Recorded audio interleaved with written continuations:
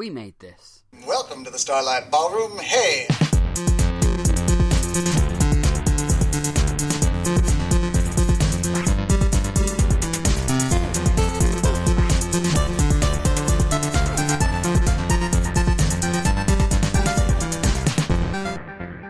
Hello, everyone, and welcome to Shipwrecked Comatose, the Red Dwarf podcast here on the We Made This podcast network. My name is Kurt North, and as always, I have two guests with me. First up, my co-host in Mark Adams. Mark, we're going video this week. We're actually seeing each other. We are, but that's not going to go anywhere, is it? Because No, it's just for our pleasure. Just for our pleasure, mate. I have just done a screenshot. Don't show anyone my lockdown face. I look like a hobo. That's Colin Jackson-Brown. You can hear. I'm not even going to introduce him. I'm just going to say it's that's who's there. It'll do. It'll do. Colin, how you doing, mate? What are you up to? I'm all right. I'm recording a podcast. It's pretty good. They're great, these podcasts. Yeah, you've got quite a nice room there as well, haven't you? I have, yeah. I've never been on Zoom before, and I know you can do backgrounds. So I was messing about and found a background of Lister and Rimmer's cabin. Excellent so I thought, I think I can see Lister's guitar in the background. Yeah. You can. Yeah, you can. I might go play it in a bit. Mark, how are things going, mate? What have you been? What podcasting things have you been up to in the last few weeks? What have you been recording? I've done lots of podcasts, but by the time this goes out, I'll have done lots more. So, you and me, Kurt, we've got all the podcasts, and we've got all the podcasts and no idea.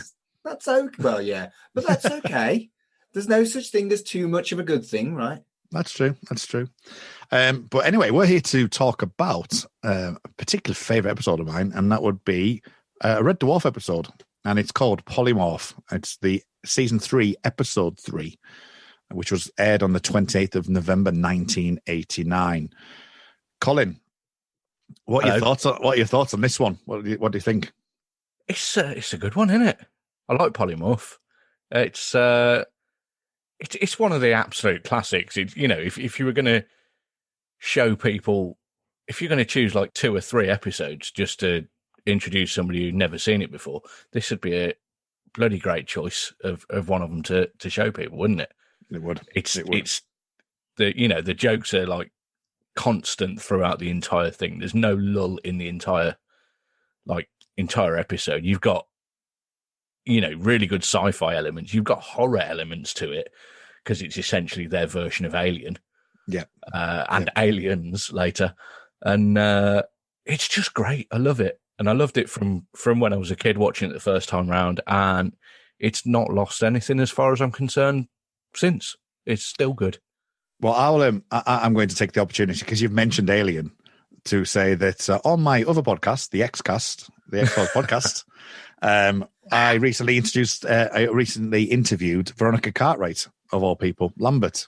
Awesome. So that was a great experience. That's over on the X-Cast for people who want to hear a little bit about Alien and Invasion of the Body Snatchers and various other bits and bobs of her career. So jump over to there. Because of all the podcasts on the We Made This podcast network, the one that needs a fucking plug is the X-Cast. What are you trying to say, like? I'm trying to say it's got 100 fucking listens a minute compared to everybody else. With its 500 episodes. Yeah. It's pretty well established, mate. Yeah, well, I'll have to give more background information that I'm still hungover from that 500th live episode. When's this going out? This will be a few months afterwards. So. January 2021, this, isn't it? Yeah. So we're before Christmas anyway. We're recording this. Fuck, 2020's over. Well, yeah. God knows where we'll be in a few months' time anyway. Let's see how well that aged. Mark. Polymorph. What are your thoughts? Well, I've got a random fact because I'm a massive nerd. And as a kid, I obsessed about ratings and whether or not I could get away with watching a 15 when I was under 15 and an 18 when I was under 18. On Netflix, this is a 12. The original VHS release was a 15.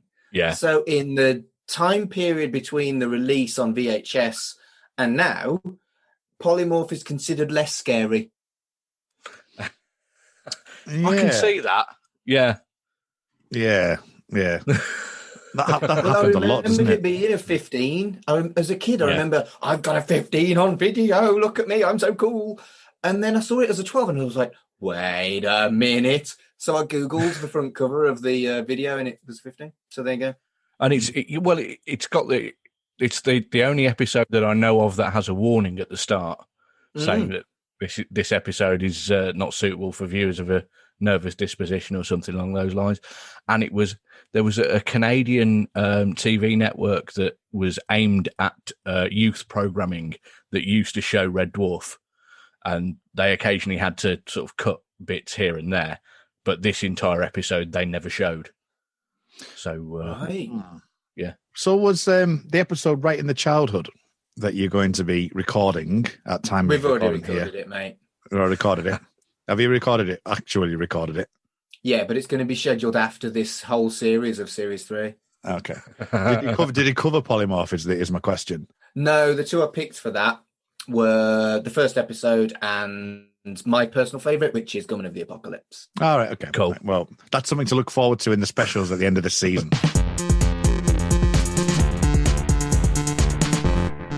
Apparently, the pod is a vacuum cleaner.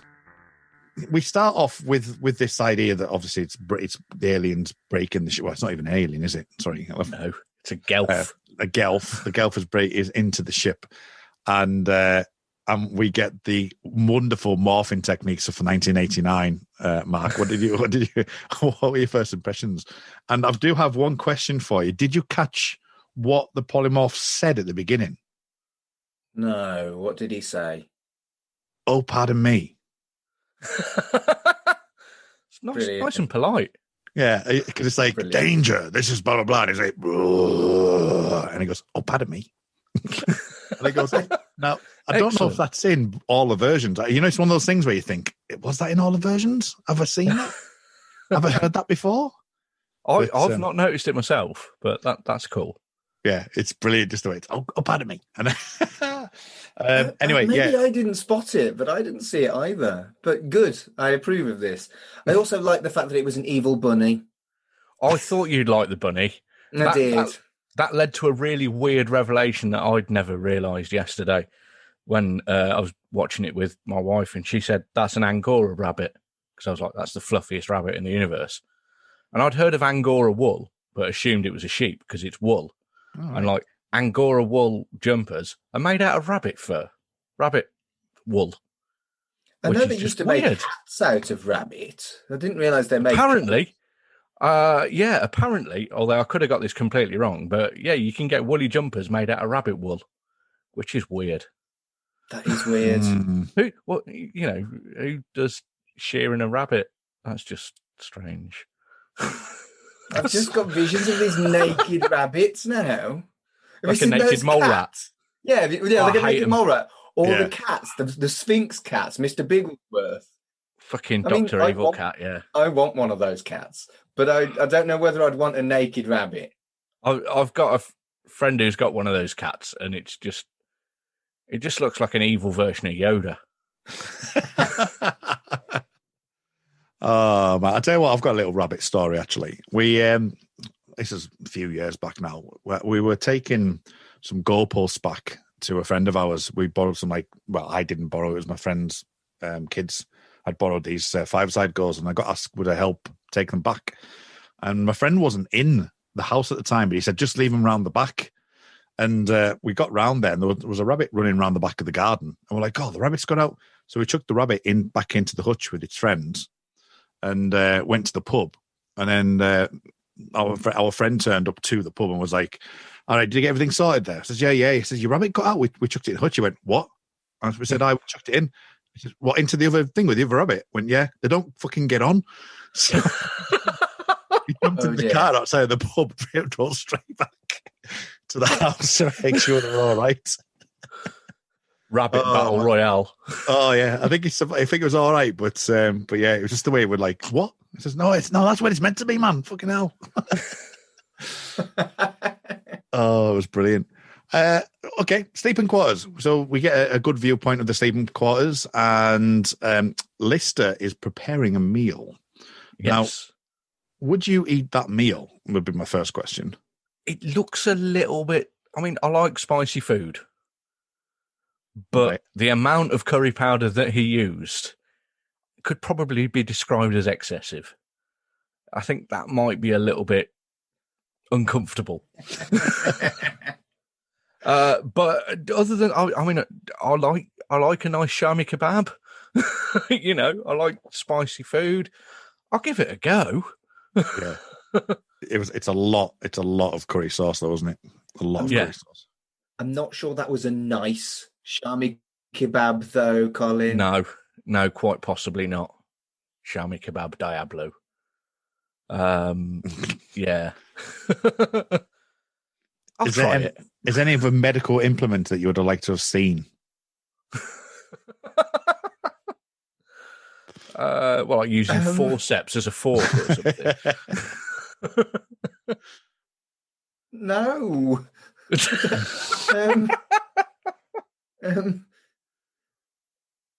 No? I think I'd probably try that kebab because I'm a ridiculous human being when it comes to spicy food. I don't like being beaten by food that's too spicy for me, so I'll allow myself to melt just to be the guy who eats spicy food. It's not a clever thing that I do. All I'll say is that artificial insemination thing is quite impressive, though. Because I wanted to ask you a question, actually. So when we get towards the end and he's starting to drink the wine and he becomes quite cheeky, there was quite a lot of reaction to that. Now, it's not something I've reacted too much to because it's sterile, it's clean. But you've got to love the way that Cat just like over the course of the 5 minutes or whatever it was, more disgusted. Yeah, he just keeps going. It's like, it's in the kidney balls, colostomy bags. And he just gets worse and worse, doesn't it? So I do have a query about the cat. He makes a joke about Judaism. He's not human. How does he know about Judaism? It was in the script. Thanks for that, Colin. That solved everything. Well, it's there to be read, isn't it? At the end of the day. It's best not to, look at all of the plot holes, as we've said a number of times. I can't help myself. I really don't want to, but I keep doing it. And season 3 is becoming because of that, because there's something later on I've got a question about as well, and I'm sure you'll probably know what it is when we get there. But so Kat talks about Judaism, but he also talks about this is an autopsy. It is nice that Kat's getting a bit more kind of contemporary stuff to actually physically say rather than just reacting to stuff. And I like the way that it's actually, the fact that he's deeper than what he would normally have been in the last couple of seasons, because it's like you can see the kind of like, oh, right, I'm going to do that. I'm not sure about that kind of thing. So that's interesting. It does seem like they've put a little more trust in Danny John Jules and allowed him to have more of a part. Yeah, I could say that. Because he is ace. He is ace. It's a good idea. Also, I quite enjoyed the knob gag of the groinal attachment. I do like a knob gag. It leads up to one of what we've mentioned before as one of the funniest scenes ever in Red Dwarf. Well, that's the thing, because I think in the 2 episodes that we've done already, Mark, this season, there has been changes. Like the marooned episode, for example, you've got like the great writing towards the back end of the episode, something they put in about Chief Eunuch and whatever. Yeah. And you've already mentioned it, Colin, as well, that this one is really heavy gag led. There's a lot of gags. It's literally it's just ram-packed full of them.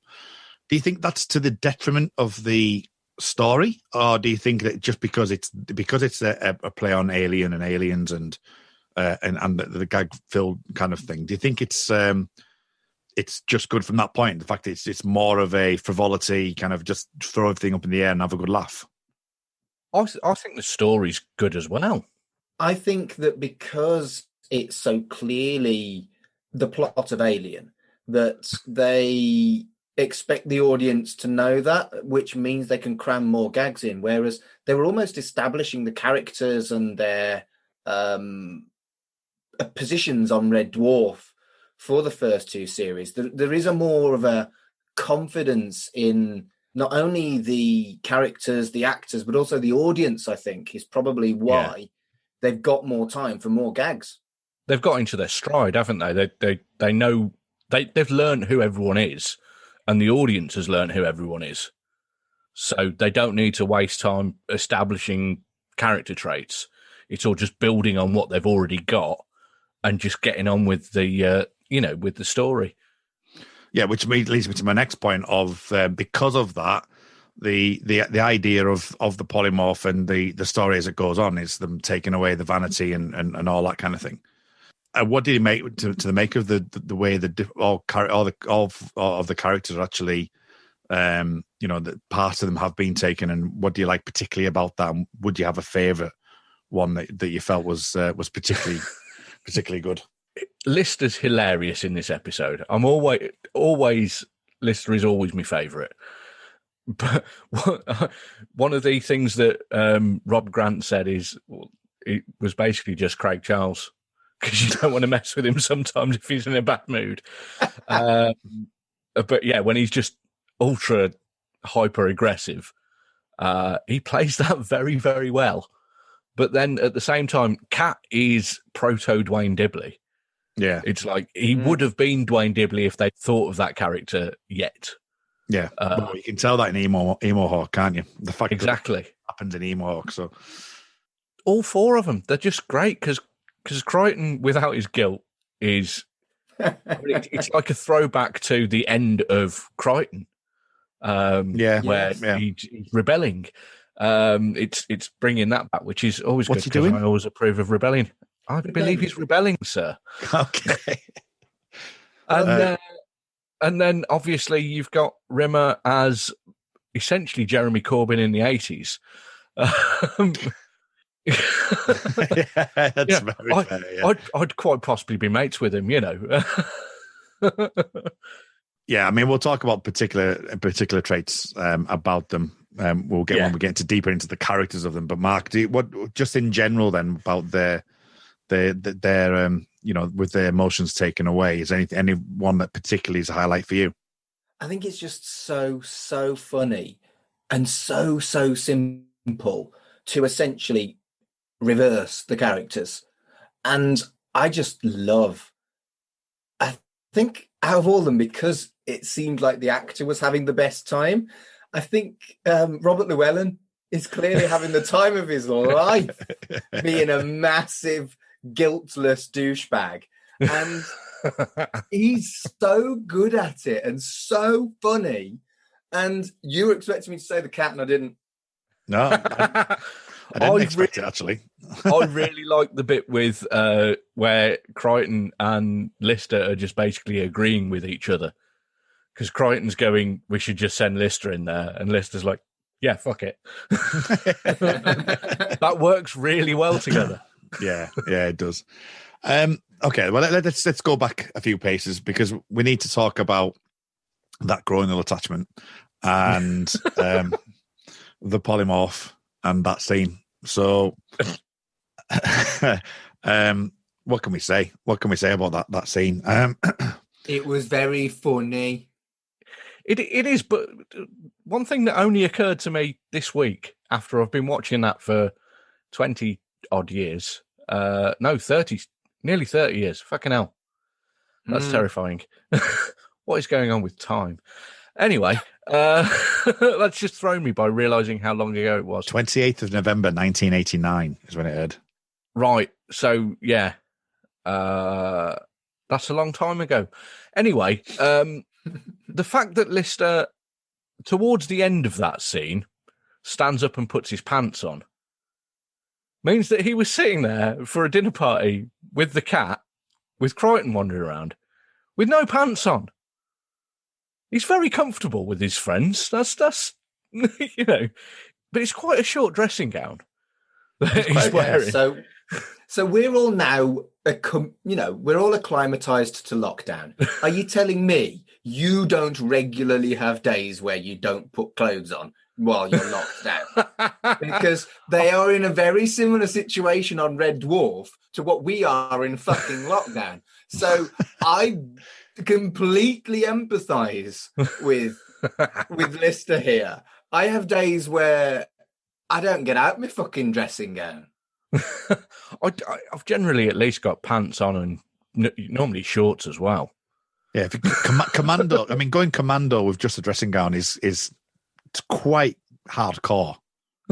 So I think we're talking about a different thing here, because I guess dressing gown is the one that's kind of quilted. When I said dressing gown, I meant toweling robe. So if I have a shower and I put my toweling robe on, and then I can't be asked to get out of my toweling robe, I'll wear my toweling robe all day during lockdown. So maybe didn't make myself clear. I've said toweling robe on a podcast more times than I ever thought I would. I don't think I would ever hear anyone say toweling robe on anything I've ever been on. And I'm on all the podcasts. You are. Also, I live with a 4-year-old maniac, so that would absolutely not be a good idea. Oh man! And so anyway, Quake turns up. Toweling robe. Yeah. So apparently, the Craig Charles had to have a little button underneath the table to activate the actual kebab. Yes, and to make it move. And and the one thing I just find, and this goes back to what I was saying, this is up there with me with Rimmer being thrown out of Starbug in that previous episode. Brilliant. Is the snake, because the snake is just by far one of the funniest. I actually probably howled more at that than I did at the following sort of 20, 30 seconds, because it's just the fact that you've got this snake that's sort of around him, and it's like, oh God, that's an actual snake. It cuts back to him, and it's clearly kind of just... It's a draft excluder. It was rubbish. There's no other word for it. That was a rubbish prop. It did not bend like a snake. It bent like a pool noodle. Yeah. Now, which version did you watch? Did you watch it on Netflix? Yes. Okay. Yeah. I don't know why, but in my head, right, there's the scene right before that with the boxer shorts. So he takes the boxer shorts off and he's holding him up in the air like that. In my head, he throws them onto the bed, but you don't see that. Now, have I just imagined that, or did that originally happen in the original episode, or not? Have I just imagined that? I think you've imagined that, because obviously what happens next is they end up in the laundry basket. So they must have been roughly near the laundry basket. So he kind of looks. He definitely looks like that. Yeah. Then I thought there was a scene that he throws him onto the bed, and then it becomes the snake. You see? Ah, of course. Yeah. No, it's the snake first, and then Sorry, I missed that. So I thought, but I might be just imagining that I just saw Crichton throw it on there. But having said that, when he's got the actual pants or whatever, there's an element right towards the back end of it where you can actually see the other ones still on the bed. You can see they're still there. Right. Stop pointing out smeg ups. They do it themselves. Yeah, no, that's fine. That's not a continuity thing for me though. That's fine. That's whatever. Well, technically, if his pants were already there from earlier anyway, and that's true. A duplicate of the pants. That's true. Yeah. Then they would Very be. True. Yeah. I'm confused. I've completely confused myself now. But anyway. So Quig shows up. So Quig shows up. Toweling robe. Yeah, because that's afterwards. It's right. So that's afterwards, isn't he? So he puts them on, shrinks, then tries to take them off. Then we're into the raucous laughter. Yes. That snake it's funny for the wrong reasons, but I just don't care. And I don't think they did. I'm sure the editor was like, well, that looks shit, lol, leave it in. Because he's got eyes. They're he not does going to have redone that. It'd be No. rubbish if they suddenly got a realistic looking snake. Yeah. No. But he does like the scene straight afterwards when it's actually in the laundry basket and it shoots up. Yeah. They mentioned that on the quarantine edition. Is that just how good that scene is? Yeah. Oh, it's incredible. Yeah, so that's really good. But we are skipping over. I keep skipping over it. I don't know why. The sexual connotations that happens. You mean where it looks like he's bumming Crichton? Correct. We've lost Colin. That's fair. Sorry, was I not very subtle? No, You never are. It's fine. You're No. allowed. yeah, it's fine. So, favorite moment of the show? Maybe not favorite moment of the show. Up there. Oh, Ever? this episode is very good, but bumming, and one of my favourite things. You know what? Without rewatching it recently, I mean, I think when we did the first episode, I think that was what I said was one of my favourite Red Dwarf scenes ever. But I've actually there's another bit that in this episode that I like even more. All right, okay. It's just really subtle, but we'll get to that in a few minutes, I think. Yeah. I mean, because obviously it's difficult to say this without spoiling stuff for Mark later on.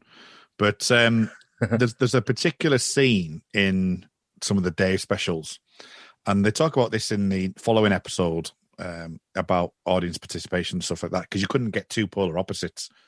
That this one was filmed in front of a live audience, the next one wasn't. Right. It was recorded in front of an audience. So what's really interesting is this concept of, and I think they don't mention Series 7, which I was quite surprised at, because I'm not quite sure how that all fits in anyway. But so you've got this happens, and they have to keep rolling because the laughter's that long and it keeps on going and whatever. And it's just interesting that even like sort of Red Dwarf 10, in Red Dwarf 10, there's a particular joke that happens, and you can totally tell Kat's like waiting for the audience to die down. He's like, you know exactly what I'm talking about, don't you? I still haven't seen that series, but I like the fact that happens. Right. That means I'm looking forward to it. He said something. He says the punchline anyway, and he's going, and you can totally tell he's just waiting for the audience to, simmer before he says his next line. And and I think that's really poignant to that scene, because obviously that scene is Rimmer, like we've discussed, I think in the first episode, Colin, with you, was the fact that Chris Barry was just struggling so hard to keep a straight face. Yeah. Which is some of the best bits of when they can't keep a straight face. It's great. Yeah. Yeah, absolutely. Anything else on that scene then? You got the growing no attachments, you got the penny sucking up. Did you enjoy that? That's another that bit is good. So this is the what you were talking about before, Colin, because we lock him in the hold, and Holly basically we find out that he's lost all his fear, and going out there and twatting it, for example. This is such a fantastic. I used to really want the T-shirt that said "Let's go out there and twat it" when I was about 11, and that's so how did I. That's how I found out that twat is a swear word. I knew that twat was a swear word, and I wanted it, but I knew that my mum would go absolutely spare if I bought that T-shirt, so I never did. Because do you remember what the censored version of that T-shirt was? Because there was a more family friendly version, which I didn't get. I had a Better Than Life T-shirt and an Ace Rimmer T-shirt, but there was what it either said something like "Let's just get out there and do it," which is just completely, or "Let's just get out there," and it might have been "Smeg it," but no one wants that. Really, no. But it was a really cool T-shirt with Lister with his bazookoid. First episode featuring the bazookoids. This one. I was going to say, was it the first episode featuring the bazookoids? Because I thought it was too. Yeah, it is. Oh man, that is that's great. That's great to know. It's just another step in the right direction for them, isn't it? Yeah. So come on then, you slags.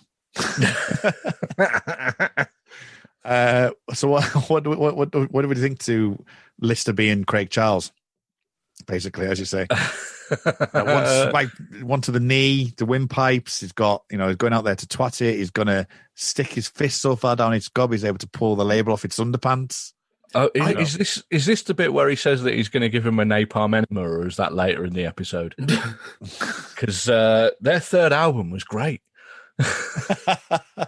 So the whole Lister as basically evil Lister, not quite the same evil Lister that we see later on when he's splitting like the strawberries when they're splitting. Yeah. Oh, yeah. But Angel it is Demons. basic. Yes, it is basically evil Lister, and I think Let's Get Out There and Twat It is probably the reason why it was a 15, more so than any of the horror. Yeah. I think that the word twat, God, I enjoy saying that word, twat. The word twat is what kind of eked it over to 15. And funnily enough, Let's Get Out There and Twat It. That would be this episode's quotable Red Dwarf. Excellent. Because of course I do. Yeah. Is this the first time that that's not been a cat one? No, there's been lots of other ones. But, it'd be interesting to read them back at the end of the show and find out what the percentage is. But yeah, I think there's that. But there's also, but even like sort of some of the less, kind of renowned ones, like when Crichton injects him and he says, "What's that, pal? Are you still in trouble?" It's like it's brilliant. It's just the way it builds up. It's kind of come on then. Then that's when he says the flags bit. But I just think it's amazing how they do it. And is this this is my question? Is this the first time the Space Corps directives get mentioned? I think it is. I do too. I thought this has got two firsts. Yeah. Now I don't think they really become a running joke until I reckon it's series 6 where that was a major thing. Yeah. When they're all on Starbug all the time, that's where I think of when I think of the Space Corps directives. There's probably a couple here and there before that, but that's where it really sort of becomes a thing. But it is the Star Trek thing, though, isn't it? It says it's our primary overriding duty to contact other life forms, exchange information, and wherever possible, bring them home. And then we get, surprisingly enough, because we were talking about this off air recently, there then comes an Osmond joke.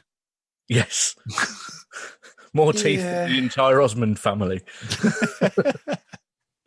So that is a dated reference. I'm sorry. Nobody other than old people that go to Las Vegas have heard of the fucking Osmonds. What about Crazy Horses? That's fucking ace song. I didn't say it was. Crazy Horses is their only good song. Doesn't absolutely, yeah. Everyone's forgotten. I mean, I'd forgotten Crazy Horses was a thing until Carl had it on his podcast. I was going to say, yeah. Yeah, I was so glad when I heard he was doing that podcast. I was like, oh, that's a great tune. Love that tune. Yeah. Love that tune. Okay, then. So what about when we go down to the decks and we see the cardboard boxes and the heat-seeking missiles? What's your opinion on them? We've missed a bit before that. Have we? The bit where Holly's doing some sort of... Holly and Crichton are doing a bit of exposition and explaining what exactly is going on so they can explain what's going on. And they're talking about how the polymorph was created as an ultimate warrior, which immediately made me think of the wrestler, the Ultimate Warrior. The Ultimate Warrior. Yeah. You mean the vile homophobe? Yes. Yeah. What a shame. He used to be my favourite wrestler. But that was mainly because of his face paint. But he was also one of the least talented wrestlers that has ever shit all over a fucking wrestling ring. Yes, he had charisma. Yes, he was capable of getting the crowd going. He had 3 moves. He got pink and green face paint though, and it was all like melted at the end of the matches, and that's the only thing I cared about. He's no Razor Ramon though, is he? Oh, we love Razor Ramon. Funnily enough, Razor Ramon, I've actually interviewed him live on an evening with Scott Hall. I did that a few years ago. I asked him all about his old gimmicks, and Razor Ramon came up quite a lot. So there you go. Not available on YouTube, so I don't know why. But yeah, then so what went wrong? And Crichton, utterly brilliantly, in a proto-death metal voice, basically goes, "It's insane. which I fucking love. I love that bit. It's my second favourite bit of the episode, which actually pushes the underpants bit to the third bit. It's my third favourite. How could the underpants bit be your third favourite? It's Because just this episode, man. It's great. It is. It's fucking fantastic. But you'll have to wait to find out what my absolute favourite bit is. I tell you what, I'm on tenderhooks. Shout out to Kat's outfit, by the way. I did enjoy the tassels and the Alice band. Only the cat could fucking pull that off. Oh, they're going to another level, aren't they, with the costumes at this point? They really are. And then they go down to another level, which is full of cardboard boxes. Well, that's true. Smooth transition, Colin. Smooth as silk, brother. Fucking pro.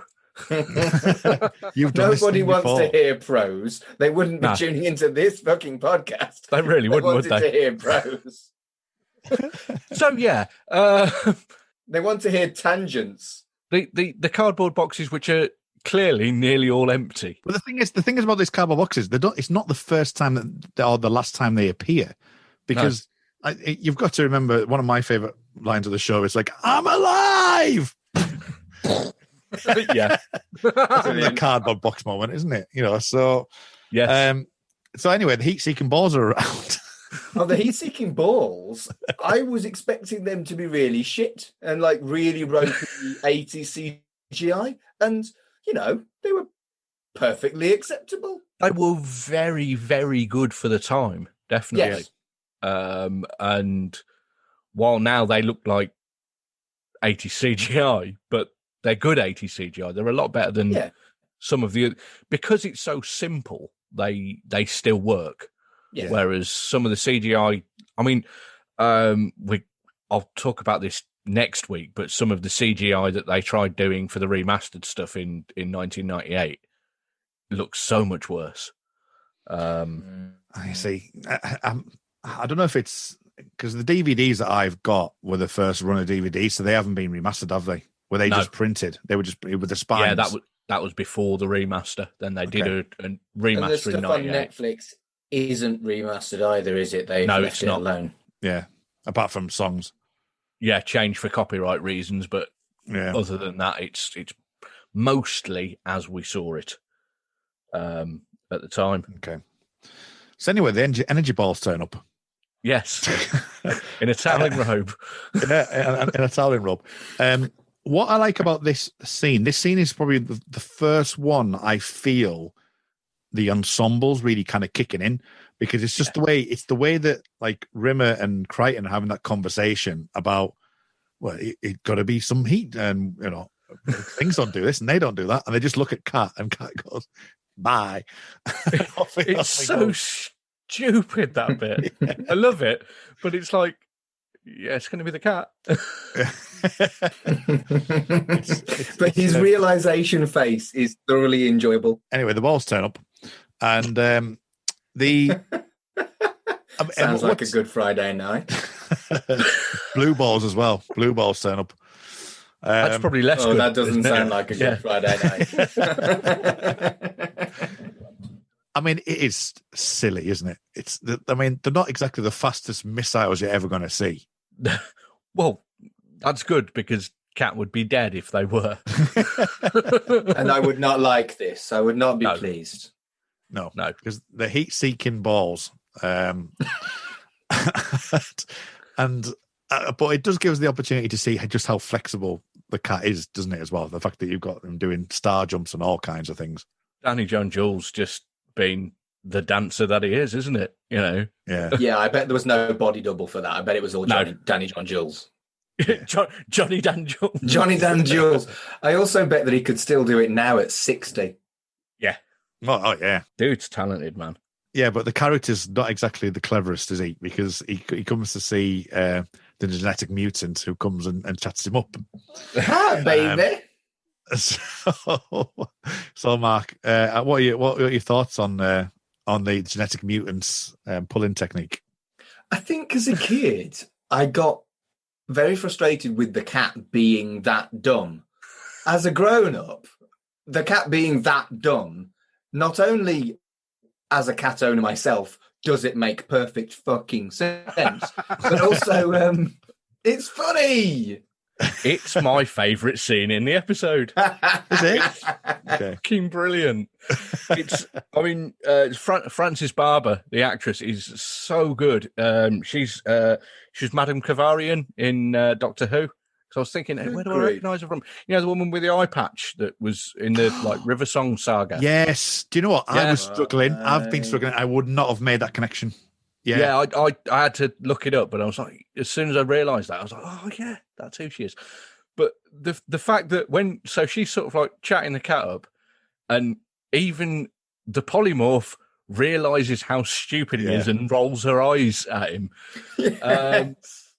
And then he's like, I'm the cat. And she says, I'm the genetic mutant. Nice to meet you. I'm the genetic mutant.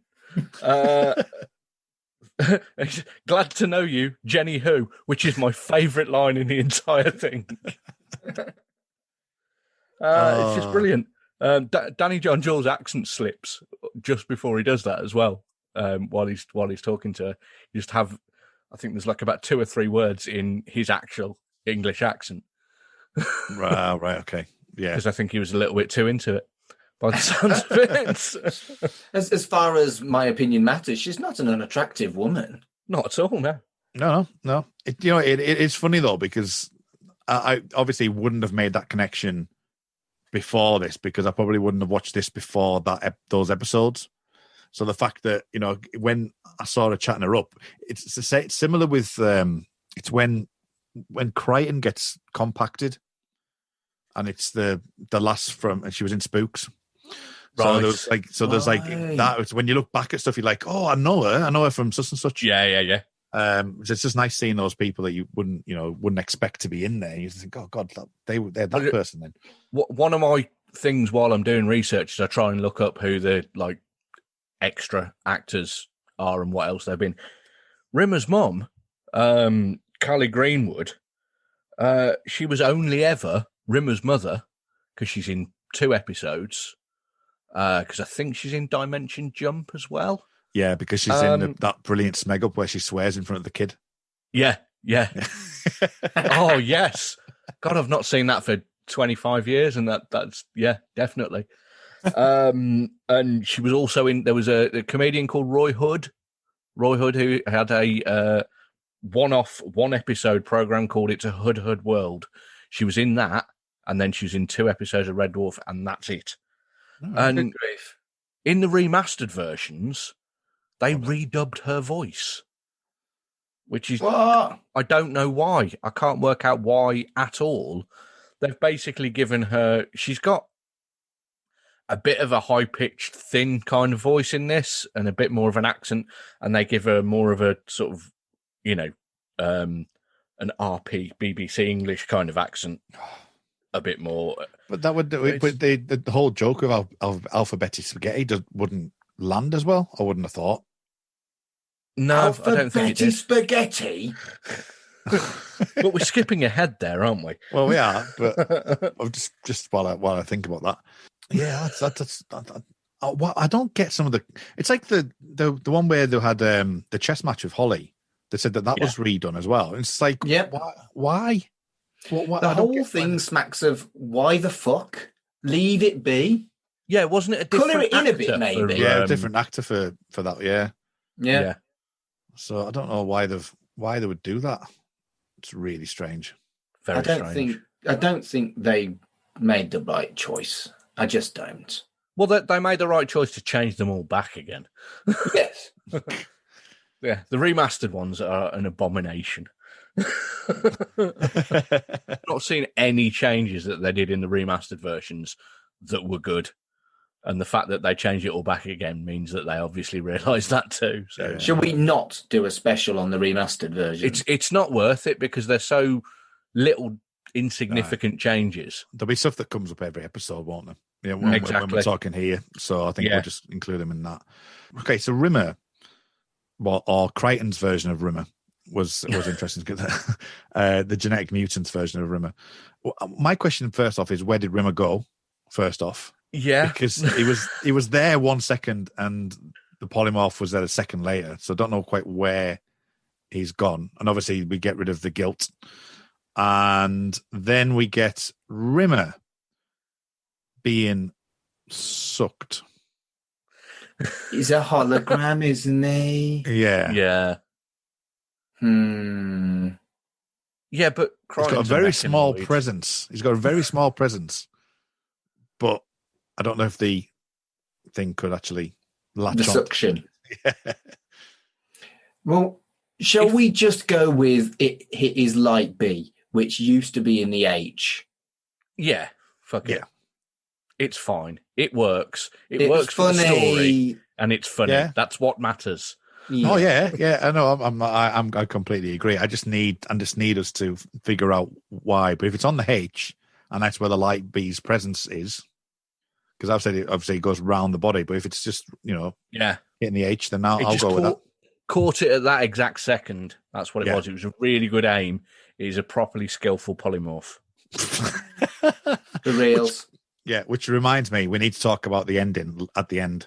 Oh well. yeah. That's That's a good place to do it. Yeah. I would said. Although we haven't really managed that through this episode, so We haven't. We're all over the place. I know, it's because I'm still hungover. That's what it is. I can tell you. don't worry, I'll obsess about it on the next episode, and it'll be so fucking linear, and you'll get really frustrated with me. It's fine.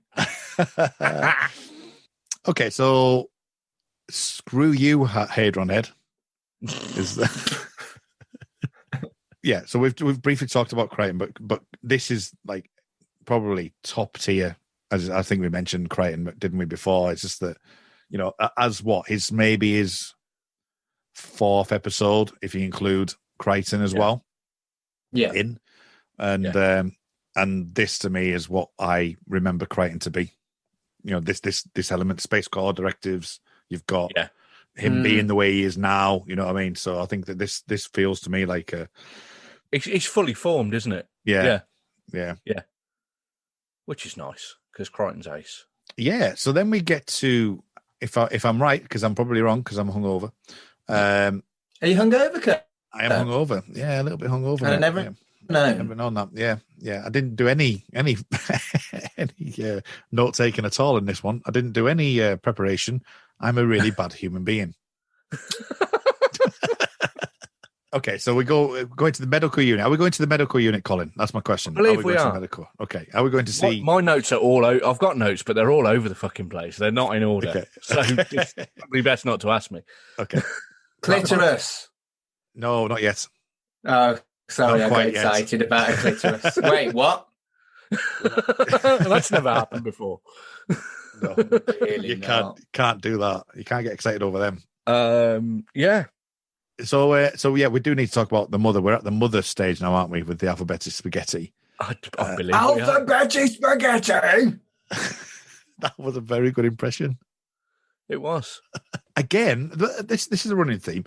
It's the build up. It's Chris Barry's acting in this. That it's the build up. It's obviously we had like Lister. We had the cat and his degradation of like, oh, I can't eat this. This is like an autopsy. We've had other things that's happened, and it's the build up. This one is like the build up to end them all, really, with the way that that Rimmer just keeps getting more and more frustrated, and the mother keeps pushing it more and more.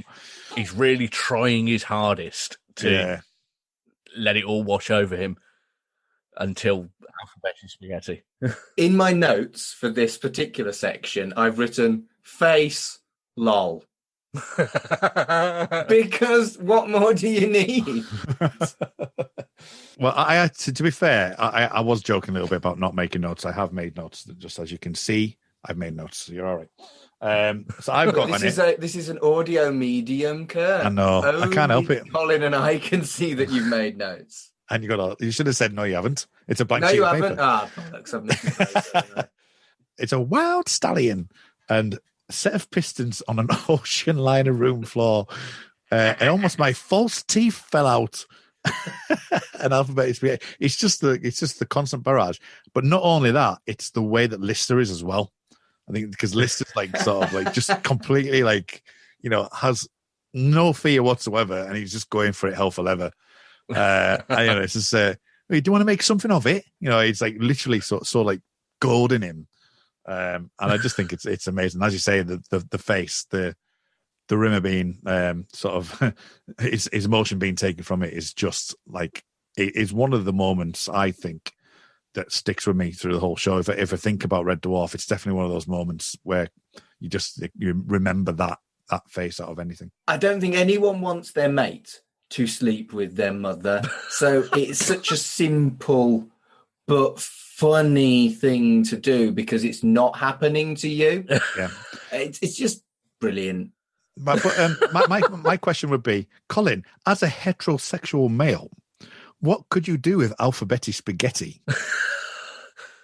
I'd just eat it, I think. Bit of toast with it. We'd like some toast. Yeah. He's back. Yeah. The things that boy can do with alphabetti spaghetti, I just like, I can't imagine what he could. Neither can I, but there are better things to use than alphabetti spaghetti. It's so abstract, though. It's just. I think that's why they chose it. Yeah, it is so abstract. If they'd have chosen something that could have been used in such a manner, it'd be not quite as funny. No. True. Yeah. I don't, and it's not. I'm not even saying it's a bad thing. I just think it's, as you say, it's so abstract. It's so like out there, and it's like, it's just the sheer shock of like, what on earth? It's like just ridiculous. It's absolutely ridiculous, and I love it. I love it for that reason. It's great. So they're all assembled on the floor, and Rimmer is wearing a T-shirt which reads, "Give Quiche a chance." I have a T-shirt wearing right now. I'm wearing this T-shirt right now. It is a very nice T-shirt, and I would like it. Well, I got it for Christmas, and I'm keeping it. You can have one for your next year. Right. So I've got written in my notes here, quiche rant. Yeah. Because fuck quiche. What? I fucking hate quiche. Quiche is rubbish. Get out. Devil's pie. It No. is second only to courgettes as being the worst food on the fucking planet. I had a quiche yesterday. You gave quiche a chance, and I did, and I loved it. It was tasty. I'm not giving quiche a chance. You should. You know what? It's great. Quiche fuck off. I think we've been through this conversation before, but do you know what the irony of the fact that I'm wearing a Give Quiche a Chance T-shirt is? Aren't you Is it that allergic? you don't like quiche? I'm allergic to eggs. Yeah. Amazing. Oh, what can you do? But I'll eat both of your quiches. You can have Just all give of the me your quiche in the quiche. world, Mark. I'll give it a me chance. all your quiche. I'm going to trying to save the quiche. That's what I'm trying to do. All right. Well, I've already got my lockdown belly, so I can eat as much fucking quiche as I like. I'm already fine. And then we talk about the plans. Obviously, you mentioned about the Crichton one. With Lister, and again, this gives us a formulation because obviously we've talked about the characters and how they've developed over the course of the seasons. Now, Crichton's obviously fairly early on in this, but it's even though there's elements of them that's missing, it's the four of them working or talking together. Yeah, yeah, and I think that really kind of like hones in on the fact that we're midway through the third season here now. And it just feels natural. And I don't know what else you'd like to say about these scenes because there's a lot of information in this scene, a lot of talking and discussion in it, isn't it? Well, I think what you've spotted is that the first two episodes of series 3, they are essentially split into two groups of two. This is when they're an ensemble, and it's noticeably a thing that's clicked. And it's probably what makes it a better. It's like Black Sabbath, Black Sabbath is Tony Iommi, Geezer Butler, Ozzy Osbourne, and Bill Ward. Any one of them is missing. It's not proper fucking Sabbath. And it's the same with Red Dwarf. Yeah. It's like U2. If it wasn't Adam Clayton, Bono, Edge, Larry Mullen Jr., they wouldn't be U2. Didn't they do a Batman song once? They did do a Batman song. Yeah. It's your right? favourite U2 song. Yeah. The early albums are really good. It's true. It's true. And Cat Dub is fucking fantastic. Oh, it's a great tune. Yeah. Yeah. Anyway. Twig turns up. He does. In a toweling bathrobe.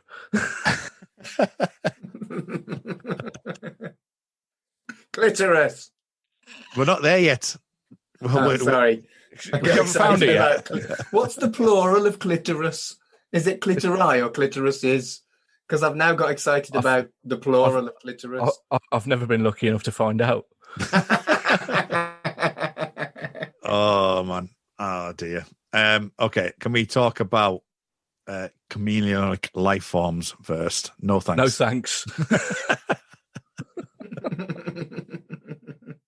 But I'm going to try getting back to some sort of normality. So Crichton... Why? Why bother? I know. I don't know. Clitoris, towering rope, quick turns up.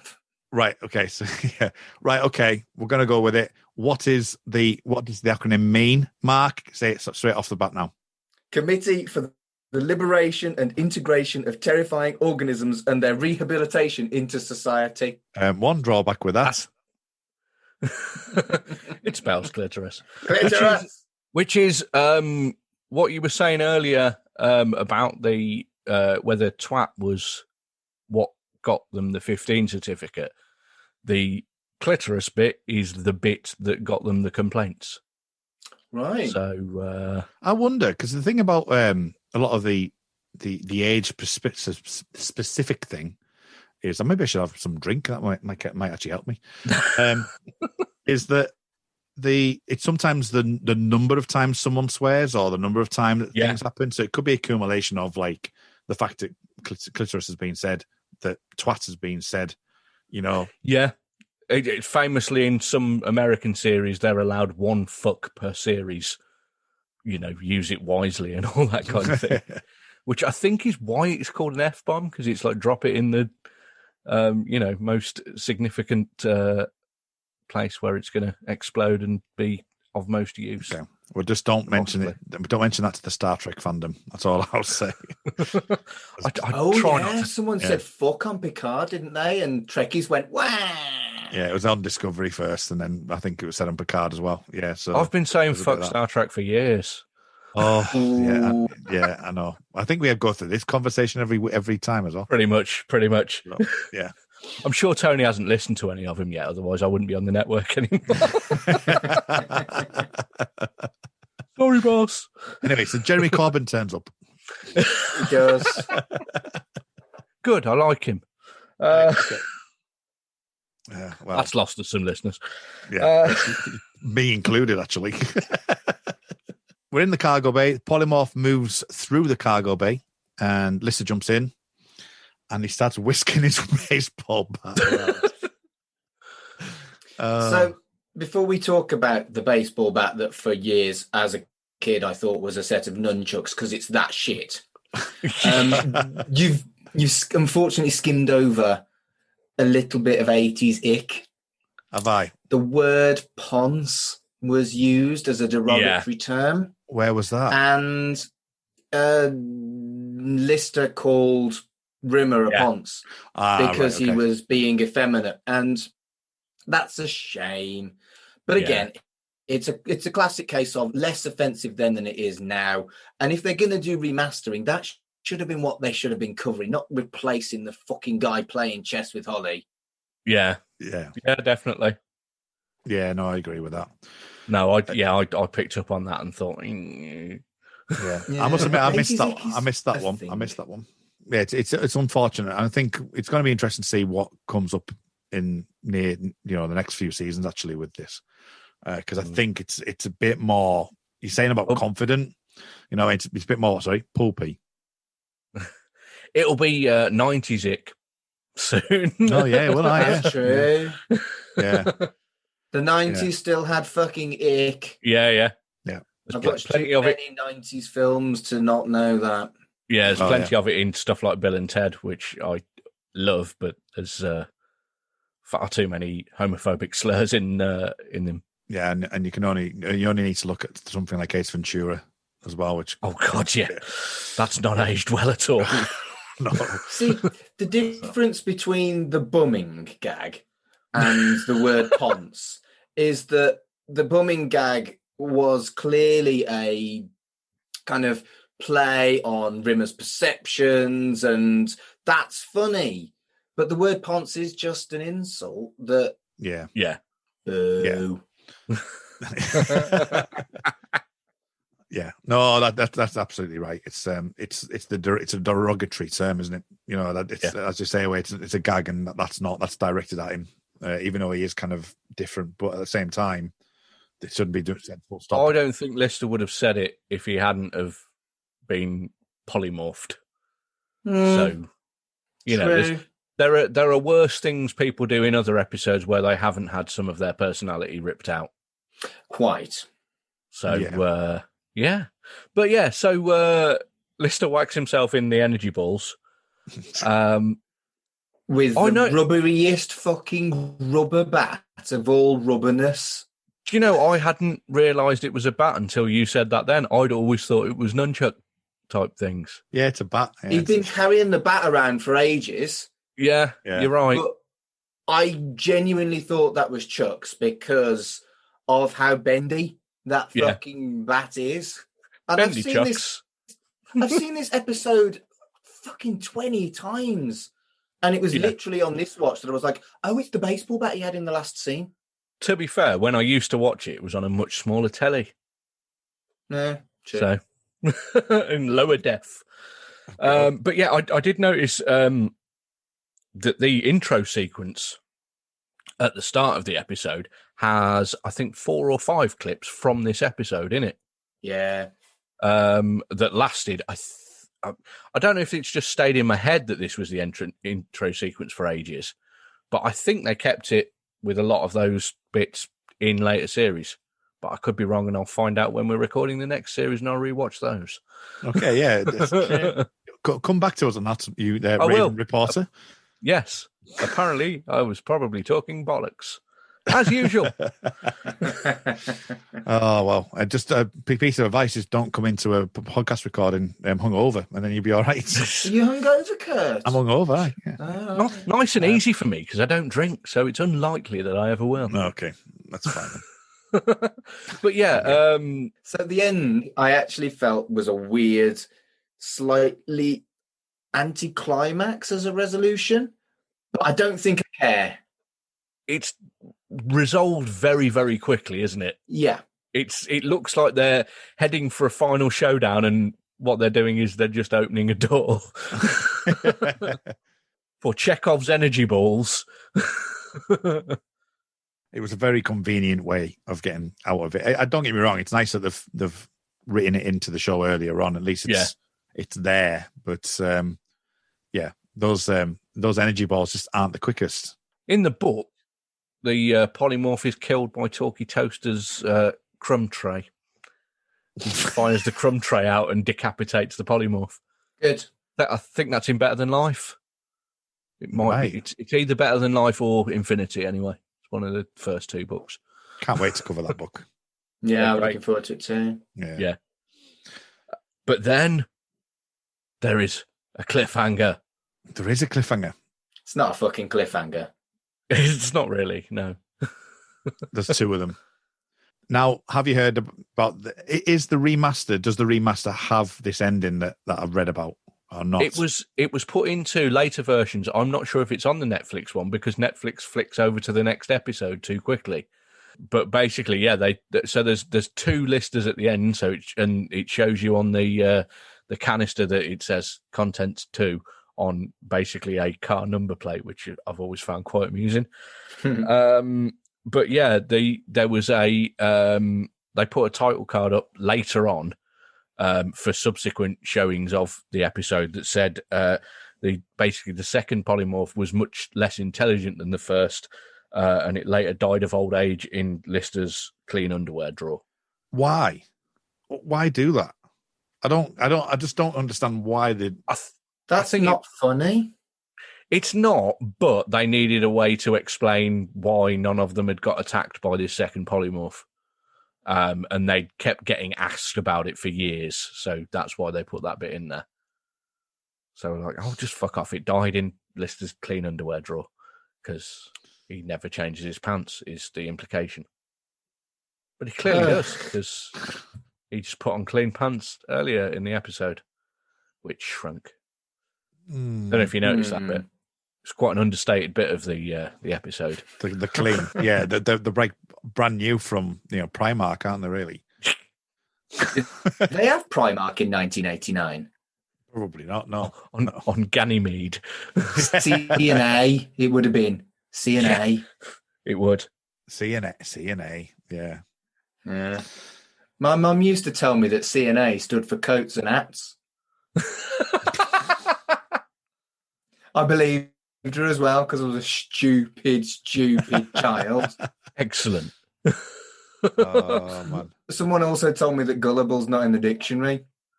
I looked it up in the fucking dictionary. Amazing. Wrong.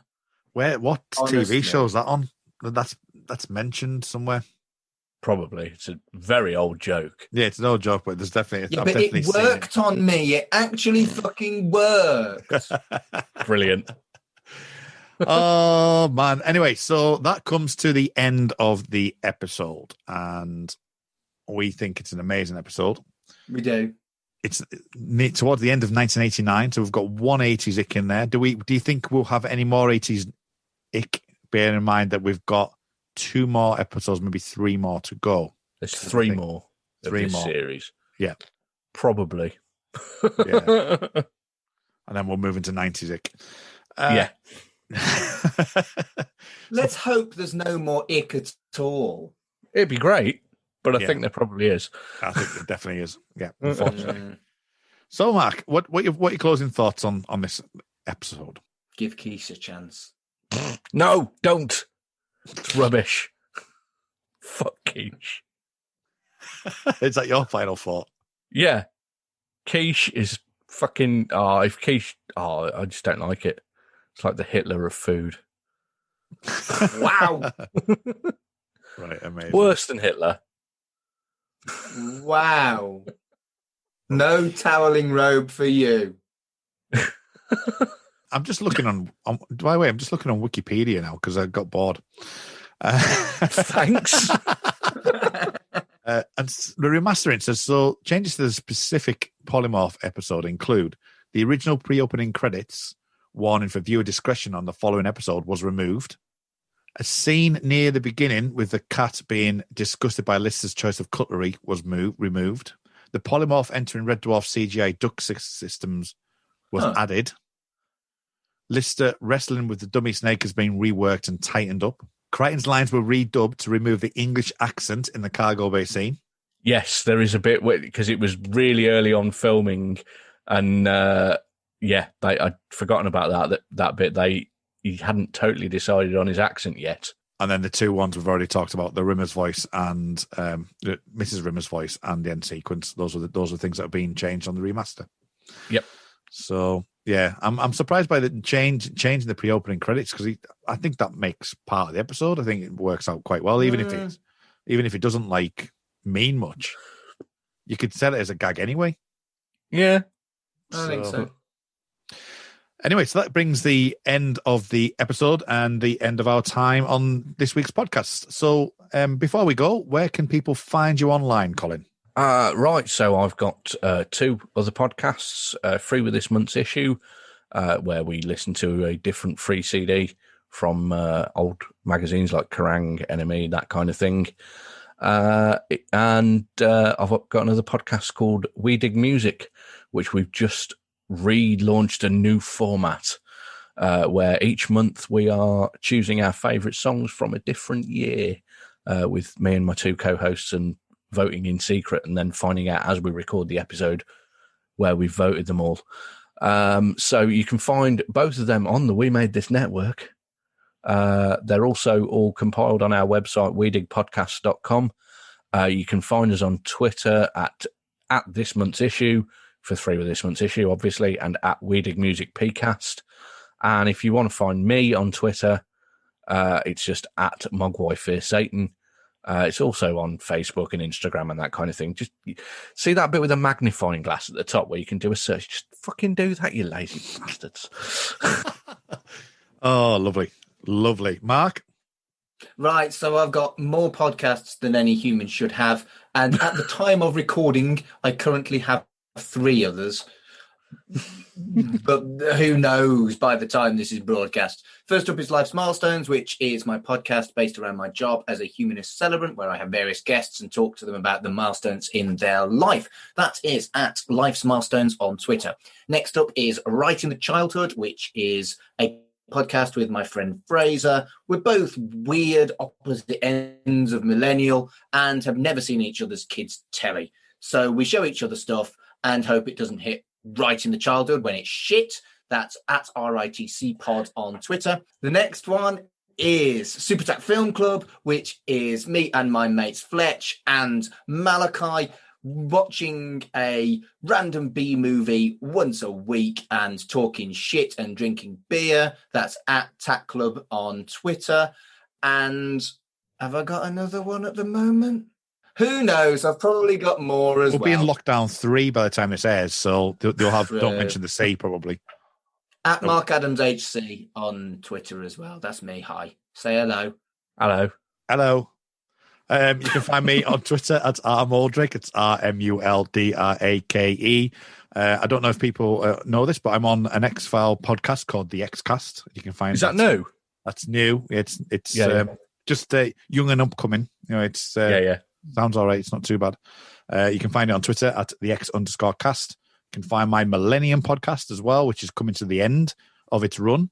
And that is at The Time Is Now Pod, which is all based on the TV show Millennium from 1996 to 99. We'll also should have some Picard conversation as well going on by the time this airs as well. So you can find that on our Make It So podcast. And you can find that on Twitter at Jean-Luc Podard. And of course, you'll find me here next week. So, oh, and me. I don't know about Mark. He seems to. Is he going to be? You'll be here. Okay, that's cool. Yeah. So until next time, everyone. Remember, toweling robe. Elsewhere on We Made This. The Time Is Now, a Millennium podcast. But no, I mean, I will say that Rise of the Machines also kind of like argues against Terminator 2, of course. Back to where it was. Like Rise of the Machines, like then goes, maybe they're both right, and shrugs its shoulders. It's like, maybe you can prevent Judgment Day, but only for a little while. And it's like, that's not an argument. Pick a side, pick a lane. You can either change the past or you can't. None of this wishy-washy. You can change it sometimes, but you can't really change it. So it all balances out. Yeah, no, pick a damn side.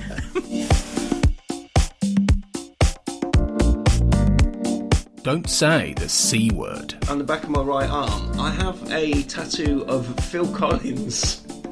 It's the front cover of No Jacket Required. This was the one that I expected you to pick, I'll be honest with you.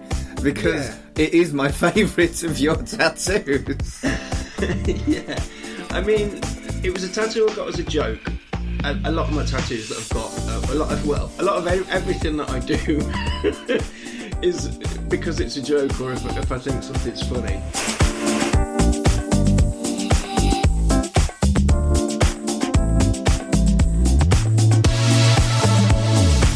We Buy Records. Eric Clapton and Van Morrison have released an anti-lockdown song. How do you think about this? Where does this sit on the shitometer? I think it redefines the shitometer. Right. So I think it's raising money for musicians who are affected by the lockdown and the lack of gigs, etc., which is a good thing. Yep. But then you see Van Morrison and Eric Clapton, a bad thing. So, right. Do you know what I mean? I mean, I love Van Morrison's music. I don't particularly like Eric Clapton's music. I quite like the 60s stuff. But they're a couple of whinging old men, aren't they? Old man babies complaining that they can't go and lick whoever they want. Ooh. I know, but that's what they're singing about. I think I haven't checked that. I assume that the lyrics are about. You can take it as read that I haven't heard it. It's not likely to have a banging donk on it, is it? It's unlikely to have a banging donk. Check out all of these shows and more on the We Made This podcast network.